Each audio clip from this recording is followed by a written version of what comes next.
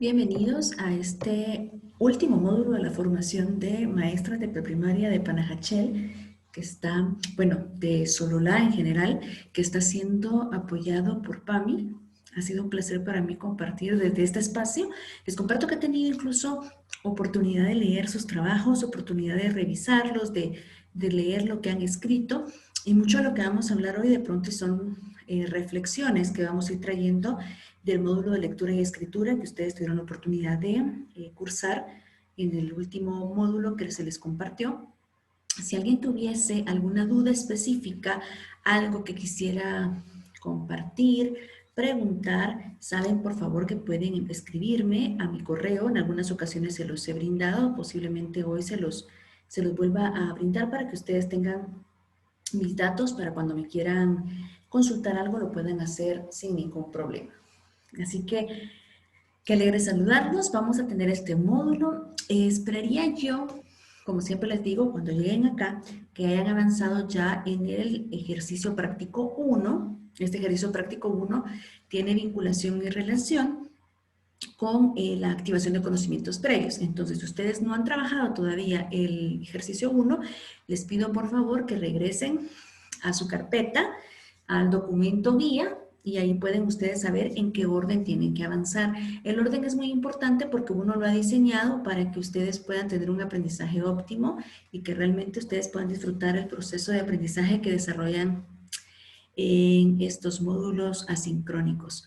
Entonces, bienvenidos. Como saben, yo voy a ir apagando y encendiendo un poco la cámara para compartir con ustedes y vamos a avanzar a un ritmo interesante que nos va a permitir hacer un recorrido general en lo que vendría siendo la evaluación en general para particularizarla en educación infantil y luego ver algunos ejemplos o situaciones específicas que podemos hacer en el nivel.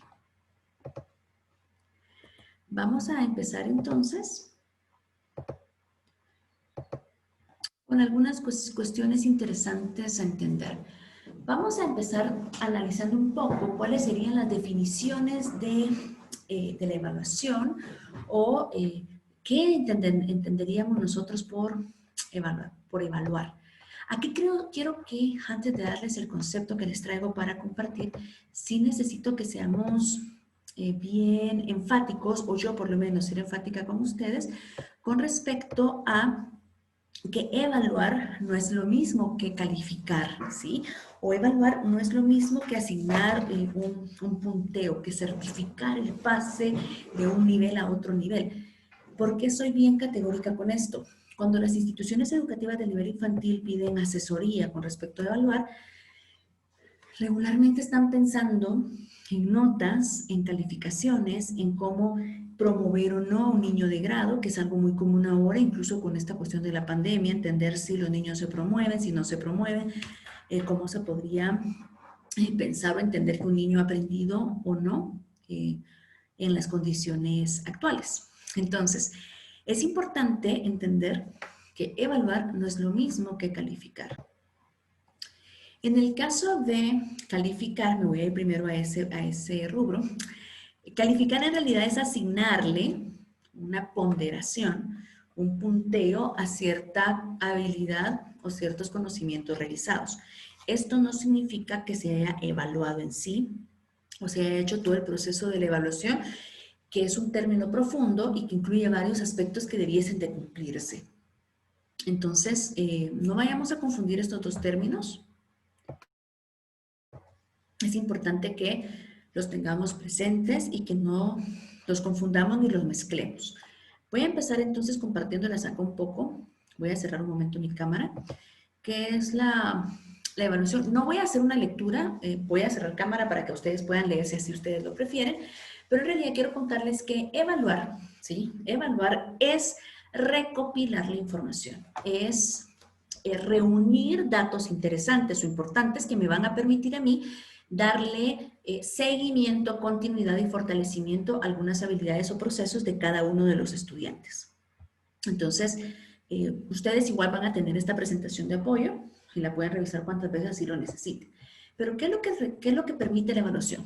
Recoger todas esas experiencias, actividades, situaciones, ¿sí? En donde el niño pueda permitirnos observar qué es lo que ha aprendido, qué es lo que sabe, incluso sus intereses, incluso su comportamiento en el lugar, pero aquí lo más rico es que esto que nosotros recogemos nos da como un panorama general y aquí viene lo importante, ¿qué hacemos nosotros con ese panorama? Ahí es donde sucede realmente la evaluación, no antes, no después, sino que ahí, cuando yo tengo toda esa información recogida, ahora ¿qué hago con esa información?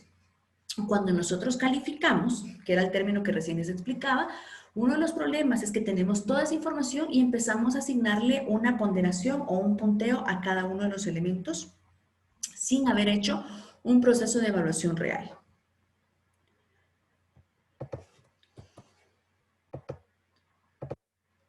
Entonces, en la edad infantil o en la etapa preprimaria, como nosotros le llamamos aquí en Guatemala, hay algunos criterios que debiésemos de estar considerando con respecto a la evaluación y algunos de ellos yo los tengo por acá. A ver, denme un segundito, que se me fue el micrófono, ahí estamos. Entonces, la intención con la evaluación o cómo se debería dar el proceso en la edad, en la educación infantil, es que primero debiese entenderse como un proceso global.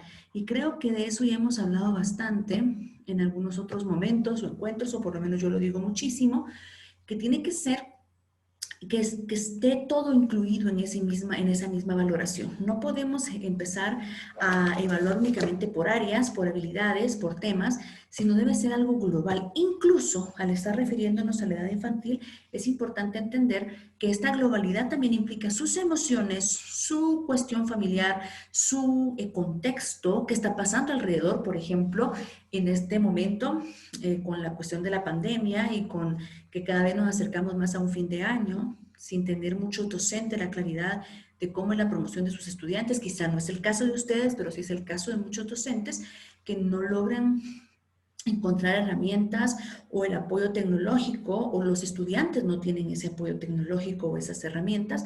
Entonces, hay una cuestión acá. La evaluación no puede ser separada del contexto que estamos viviendo, de la situación social que se vive. Entonces, por eso es global, en toda su extensión de la palabra y la comprensión que tenemos por globalización del proceso de aprendizaje de ese niño.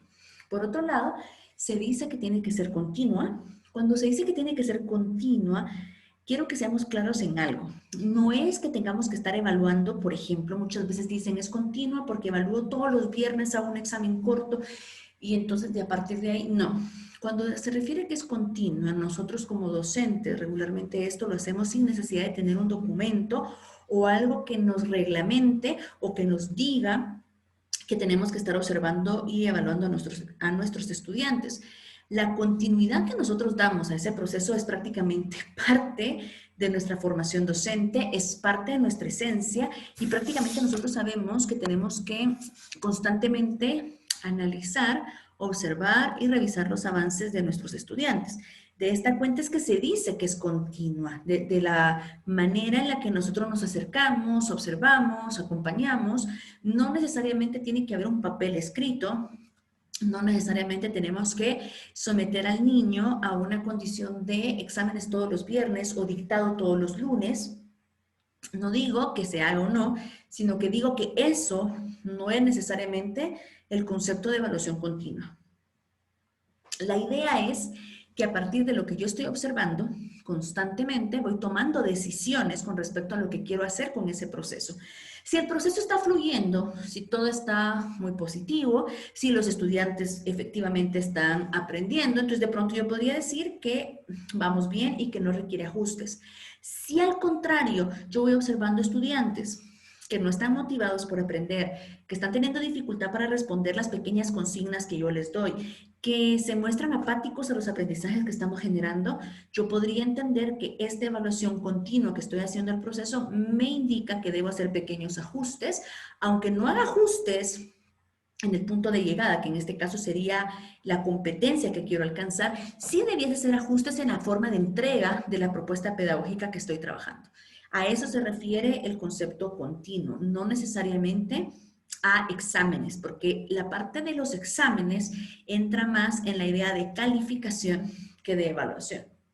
Por otro lado, interesante, importante, que tiene que ser formativa. De esta cuenta que nuestro currículo, incluso dentro de sus características, se establece que es un currículo formativo, y es a esto a lo que hace referencia, a que realmente lo que nosotros obtengamos del proceso de evaluación va a generar más aprendizaje. ¿Qué significa esto? Que va a orientar, acompañar, que va a permitir corregir aquellos aspectos que no estén bien. ¿Qué significa que es formativa? Cuando decimos que es formativa, por eso justamente, porque la evaluación es formativa, muchas veces es que lo que llamamos calificación o lo que hacemos con un examen no entra acá. Muchas veces, si ustedes se recuerdan incluso en su niñez o en su infancia, cuando ustedes estudiaban, tendrán seguramente recuerdos específicos. En algún momento no obtuvieron una nota positiva, una calificación que a ustedes les pareciese ser justa, pero ustedes al revisar su documento o su trabajo no encontraban nada, quizá de pronto muy bien, faltó tal cosa o bastante bien hecho, pero no hay algo que te permita a ti entender cómo lo tuviste que haber hecho para tener la nota satisfactoria. Les voy a dar un ejemplo muy cortito y muy práctico para que ustedes vean. Yo en la universidad doy curso de cuarto y quinto año. ¿Y qué es lo que sucede? Los estudiantes ya están por regresar de la universidad, están a un pasito de empezar a hacer tesis y muchas veces cuando uno pide un trabajo, la conclusión o las recomendaciones o la introducción o incluso la redacción no viene bien trabajada. Entonces, regularmente lo que uno tendría que hacer es como lo que dice Carlos Cullen, alfabetización académica. Alfabetización académica justamente entra dentro de el aspecto formativo de la evaluación.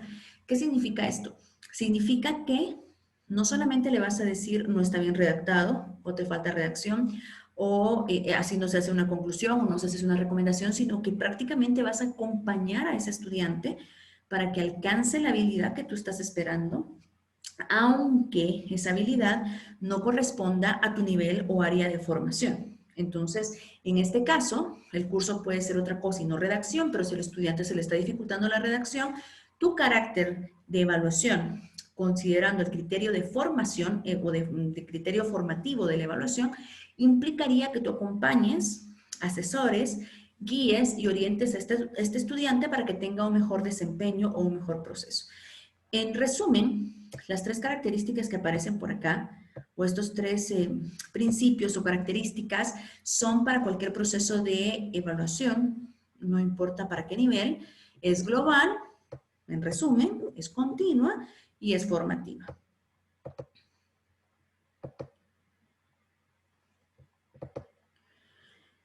Otro elemento a entender o a tener claro antes de avanzar es para qué evaluamos o cuáles son los fines de la evaluación. O sea, ¿para qué nos sirve evaluar? Obviamente, una forma muy coloquial de decirlo, regularmente decimos para mejorar, para saber cómo va el estudiante, para entender el proceso de cada estudiante, pero vamos a definirlos acá para tener una teorización exacta con respecto a dentro de este módulo, a qué nos referimos con evaluar y qué estaríamos esperando al momento de evaluar.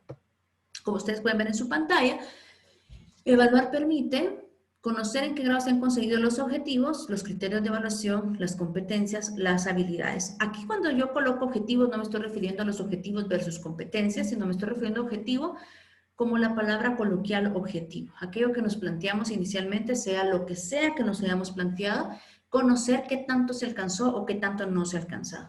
Número 2, y esta es la parte muy importante, orientar, o sea, la evaluación lo que busca es orientar a los educadores y padres de familia sobre la situación real de los aspectos personales de cada estudiante, tanto materiales y organizativos del proceso educativo. ¿A qué nos referimos acá? Aquí con este es importante hacer una acotación. Cuando estamos hablando de evaluación, regularmente la terminología no se va a generar única y exclusivamente a los aprendizajes o al niño, sino que también hace una evaluación a la organización, al proceso de la organización, a los mismos educadores, a la estructura, la logística de la institución. Entonces, lo que implicaría acá es que cada vez que se hace un proceso de evaluación, así sea una observación sencilla, tendría que haber una realimentación o una retroalimentación a todos los componentes o a todos los que conforman parte de la comunidad educativa, independientemente cuál sea el caso que sea evaluado.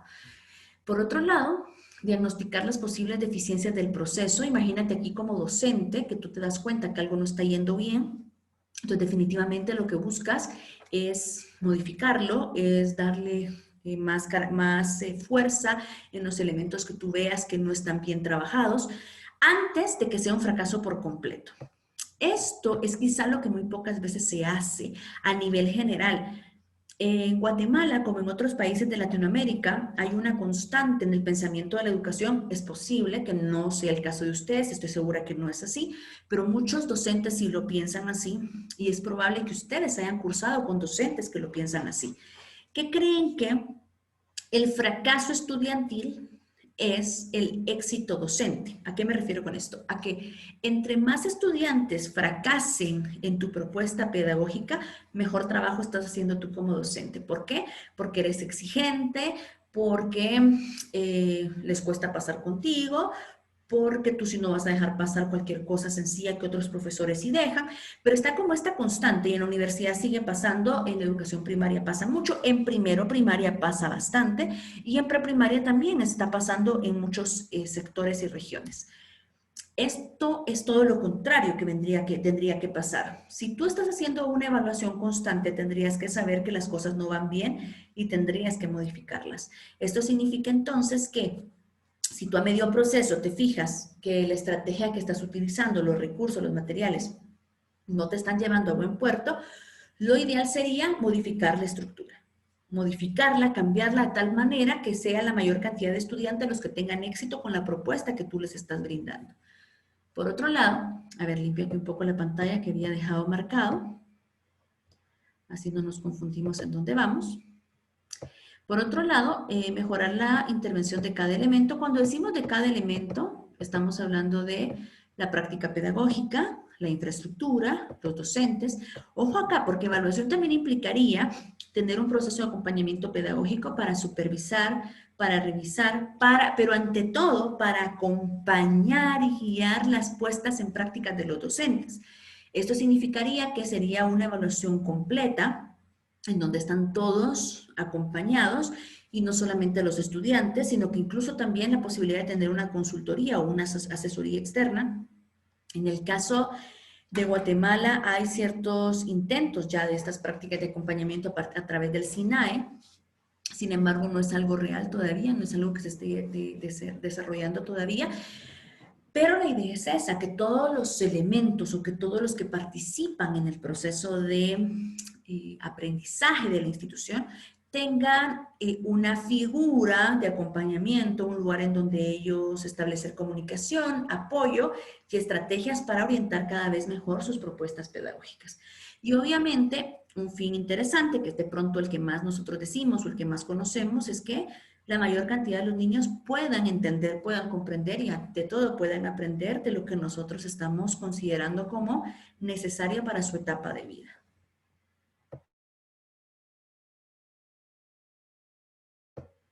Vamos a continuar.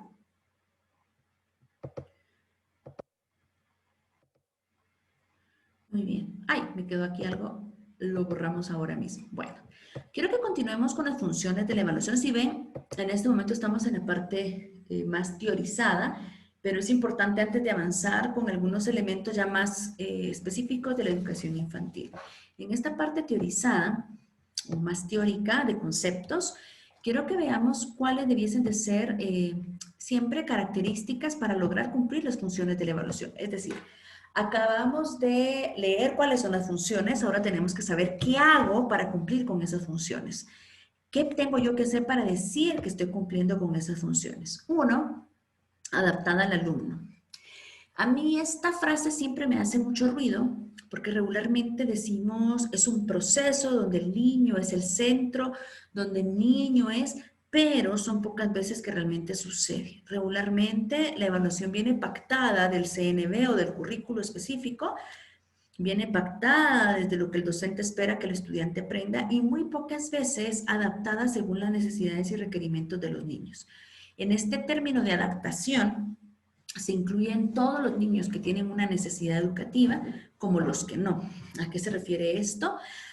A que puede ser que yo esperaba, yo había anticipado que yo para este momento quería haber avanzado con conceptos de transformación de la materia, pero es un concepto muy abstracto que los chicos todavía no lo están logrando interiorizar y por tanto yo hago ajustes de acuerdo a los niños y no trato de apegarme a lo que el currículo dice o a lo que mi planificación anual decía. Es decir, esto es una estructura que es flexible, que no es rígida y la puedo adaptar entonces a las necesidades y características de los niños. De nuevo nos aparece que tiene que ser formativa, ya lo dijimos antes, pero ahora aparece como también una característica necesaria para lograr cumplir las funciones de la evaluación. Dijimos entonces que no es nada más de decir si lo hace, no lo hace o incluso, ojo acá con esto porque en preprimaria es el error más común. En preprimaria pensamos que nosotros le damos el registro al padre y es el padre el que tiene que hacerse cargo de las cosas que el niño no alcanzó. Por ejemplo, uno se acerca a una institución educativa y uno pregunta si su evaluación es formativa y regularmente te dicen que sí, que es formativa, que regularmente van a evaluar por procesos y que luego le van a entregar al padre un informe. El problema es qué hacemos nosotros después con ese informe. Lo recogemos y cambiamos la estructura en el aula, lo recogemos y creamos una metodología para estos niños que tenían dificultad, o lo que muchas veces pasa, y lo digo desde la propia experiencia de conocer incluso a madres de familia que comparten este tipo de anécdotas, es que el padre de familia termina sintiendo que tiene una carga enorme sobre lo que tiene que hacer con el niño y de pronto percibe que en la institución no se le está dando el acompañamiento debido. El que la evaluación sea formativa no solamente pasa por asignarle a los padres de familia el informe para que sepan y contribuyan, sino pasa también para que en conjunto hagamos un formato, una planificación, una propuesta de apoyo a ese estudiante para que lo pueda para que pueda en efecto mejorar y alcanzar las habilidades que no había alcanzado previamente. Por otro lado, es orientadora, ya dijimos, es orientadora en caso de cambio de la metodología, cambio de la ubicación del aula, cambio de la estructura del aula, es decir, tiene que tener la capacidad de decirme hacia dónde moverme, o sea, la evaluación en sí tendría que darme a mí guías y orientaciones, ¿qué más tengo que hacer como docente? Es continua. Ya esto lo hablamos antes, significa que todo el tiempo lo estoy haciendo, es contextualizada y global, lo hablamos ya con respecto a la pandemia, en este es un ejemplo, y es sumativa. Sumativa significa que voy a ir de pronto evaluando pequeñas habilidades o pequeños trozos de la competencia que en estas pequeñas partes o partículas o segmentos, por ejemplo, en donde yo reviso indicador 1, indicador 2, indicador 3, me permite a mí alcanzar la competencia. Es sumativa en cuanto a que todo lo que va aprendiendo le va permitiendo aprender lo siguiente, le va permitiendo aprender lo siguiente y por último va a aprender entonces o va a construir la competencia esperada para el grado. Entonces, en este caso, es sumamente importante que la evaluación esté bien diseñada, tanto a nivel institucional como a nivel áulico. Y acá viene uno de los tips que yo siempre doy, o de las estrategias que mejor sirven para tener un proceso de evaluación constructivista, es que nuestra evaluación esté determinada siempre antes de iniciar cualquier proceso de aprendizaje. ¿Esto qué significa?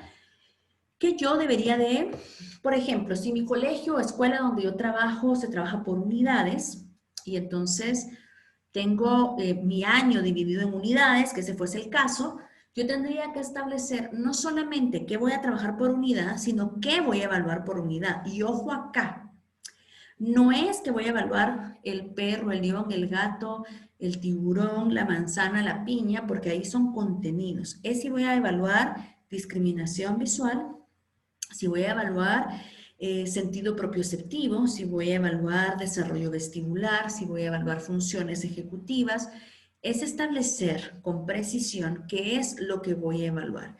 Si es, por ejemplo, discriminación auditiva, si es conciencia fonológica, si es, no sé, relación figura-fondo, si fuera discriminación visual, por ejemplo. Entonces, tengo que determinar con precisión y debe de ser focalizada. Esto nos lo dice muy bien Rebeca Anijovic lo dice porque es sumamente importante. En un momento más, cuando ustedes terminen esta parte, tendrán oportunidad de escucharla a ella, pero nos dice muy importante que la evaluación debe estar focalizada, centrada en ese pequeño apartado que nosotros vamos a revisar, en ese pequeño apartado que a nosotros nos interesa evaluar o si realmente el estudiante necesita más apoyo. Si no es focalizada, el problema es que tenemos una gama muy enorme de cosas que queremos revisar y en la medida que esta lista se vuelve enorme, imagínense ustedes de qué manera hacemos una retroalimentación o de qué manera el niño realmente logra cumplir las altas expectativas que estamos teniendo con respecto a su proceso.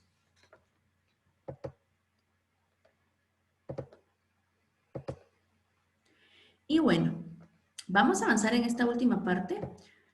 Vamos a avanzar acá en este último apartado con respecto a los tipos de evaluación, porque justamente Rebeca Anijovic es la que nos va a dar como las pautas más específicas de esto, pero no quiero yo dejar de mencionarlo con respecto a los tipos de evaluación, los pasos de la evaluación, para que ustedes tengan una idea de qué es lo que viene en el siguiente video. Ahora, con respecto a tipos de evaluación, yo voy a mencionar estos, no significa que en educación preprimaria se tengan que hacer todos estos, incluso tienen unos nombres específicos, ustedes saben que puede ser la diagnóstica inicial, ¿sí? La sumativa y la final, que en un momento más la vamos a profundizar, pero quiero que vean algunas diferencias. Es decir, la evaluación del proceso de aprendizaje pueden ser, y aquí aparecen algunas de ellas, de ideas previas. Estas serían los conocimientos previos de los que tanto se hablan. Activación del conocimiento previo, qué tanto sabe el estudiante, no tiene un nombre específico, más lo que ya nosotros conocemos y cómo lograrlo es generando una estructura específica en la que el niño pueda opinar, pueda decir qué es lo que sabe, pueda sorprenderse con lo que le vamos a enseñar. Les prometo que en el último episodio, en el último grabación que trabajemos, estaríamos hablando acerca de algunos ejemplos o de algunas situaciones específicas de cómo generar este tipo de evaluación. Luego tenemos la evaluación que sería para verificar qué tanto se asimiló o se afianzó un conocimiento. En este caso tendrían que estar los tres tipos de contenido, es decir, procesos, conceptos y también actitudes, qué tanto se afianzó. Pero ojo con esto no significa que tiene que ser a través de una hoja, sino que yo podría generar un juego, un ejercicio, un juego de roles, un diálogo, un juego en el campo, para medir si el niño logró afianzar o no los conceptos que habíamos trabajado. Luego está definitivamente otro tipo de evaluación, es verificar los factores que favorecen o no el aprendizaje. ¿Esto qué significa? Que yo podría cambiar el horario en el que trabajo cierta área o podría cambiar la forma en la que estoy evaluando cierta situación para medir si eso incide en elementos positivos o negativos con respecto al aprendizaje. Y por último, definitivamente podría haber un tipo de evaluación que me permita medir qué es lo que a los estudiantes les interesa, sus preferencias, sus gustos, qué es lo que más les ha gustado de lo que hemos aprendido, qué es lo que ellos quisieran seguir aprendiendo. Eso justamente es lo que incluye de este tipo de evaluación.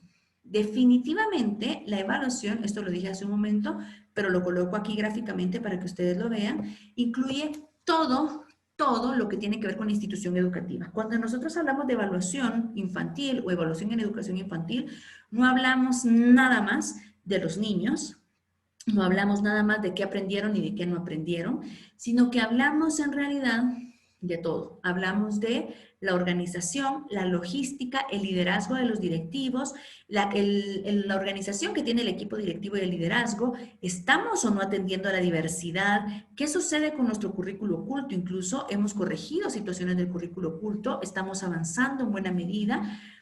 También la relación con los padres, la comunicación con los padres, qué está pasando con nuestro planteamiento metodológico.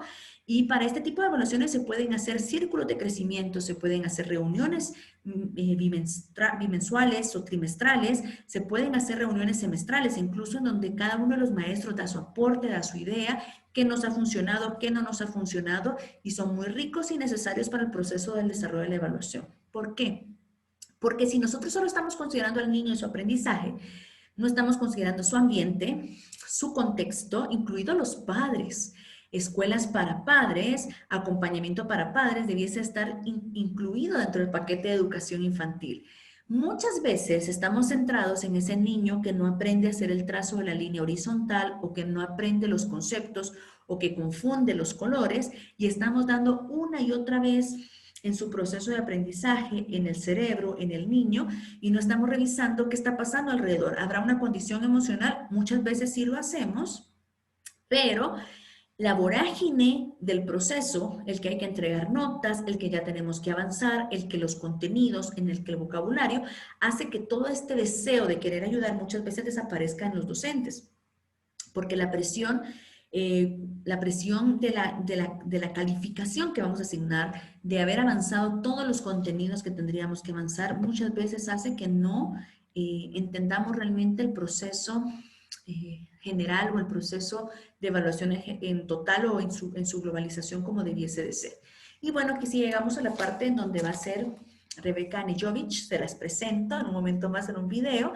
Ella es una experta, es una magíster en evaluación, es una experta argentina que va a ayudarnos a comprender elementos básicos de la evaluación. Y posterior a eso, en el siguiente video, seguramente vamos a recoger parte de lo que ella establece para saber qué cosas sí pueden ayudarnos y qué cosas no en educación infantil, pero vamos a hacer una breve anticipación de lo que ella va a trabajar y es acerca de la evaluación inicial o diagnóstica. Esta evaluación inicial y diagnóstica ha tenido un cambio o un pequeño ajuste del nombre o de lo que nosotros entendíamos como evaluación diagnóstica, porque a partir de las investigaciones, acompañamientos y ahí sí que lo que demuestra el quehacer docente se establece qué diagnóstico hacemos todo el tiempo. Es decir, todo el tiempo hacemos una evaluación diagnóstica de cómo están los procesos de los niños y es por eso que ahora a este tipo de evaluación se le llama no inicial y diagnóstica, sino se le llama continua. Sigue siendo la misma, pero es una cuestión que se hace todo el tiempo. No es que en enero hicimos inicial diagnóstica y después ya no, sino todo el tiempo estamos haciendo evaluación diagnóstica. El hecho de recibir un resultado, de recibir productos y verificar el avance es un proceso diagnóstico para saber hacia dónde más avanzamos. Pero en términos generales sería entonces evaluación continua, paréntesis, diagnóstica o inicial, evaluación sumativa, ¿sí? Y evaluación final. Serían como los tipos de evaluación o los momentos de evaluación que se dan dentro de un ciclo escolar. Pero vamos a escuchar a Rebeca, como les decía, y vamos a después de esto tener un ejercicio práctico y los veo en el siguiente video.